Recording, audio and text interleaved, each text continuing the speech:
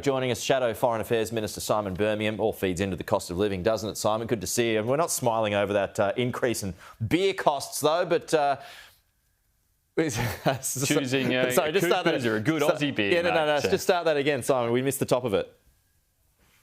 I'm smiling because you should be choosing a Coopers or a good Aussie beer, that's mate. True. That's true. However, I mean, it's serious, though. You're right, in terms of this is just another consequence of high inflation as these charges knock on to people, and they feel it in all aspects of their life, including when you're pulling a pint. Yeah, let's go to the RBA. There's a mixed view on what economists are predicting today, Simon, but if it does lift, do you fear the RBA will drive the economy into a recession?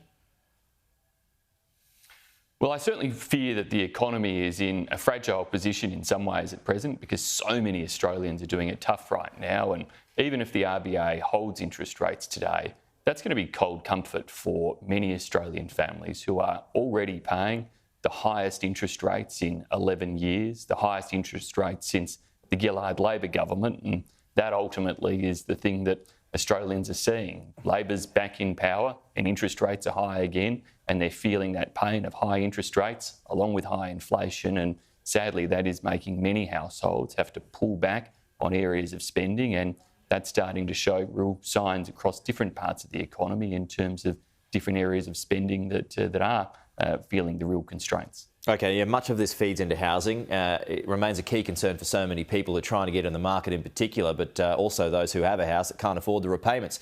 Now, the government is returning its future housing fund, or at least getting that back into Parliament. Why not get behind it this time? Isn't something better than nothing? No, this is terrible policy, and we've been clear about that for a long, long time. It's bad, firstly, because what it's trying to do is set up a fund like the Future Fund, but the circumstances are completely different.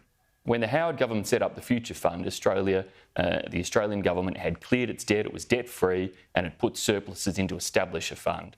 This Labor government is proposing to borrow $10 billion, to then invest it, to then hope that the investments manage to fund it being able to build these so-called social houses. It's not going to do a single thing to help with home ownership. All it's going to do is increase the level of government debt further, create a questionable stream in terms of whether it's going to deliver investments. It's certainly not going to fix the current slump in terms of dwelling approvals that we're seeing, where the government needs to focus its efforts on how it ensures competitiveness, productivity in the housing sector, and right now through its industrial relations reforms it's going in completely the opposite direction when it comes to helping to have a more competitive and effective housing sector. Okay, Simon Birmingham was short and sweet today. Appreciate your time though, thank you.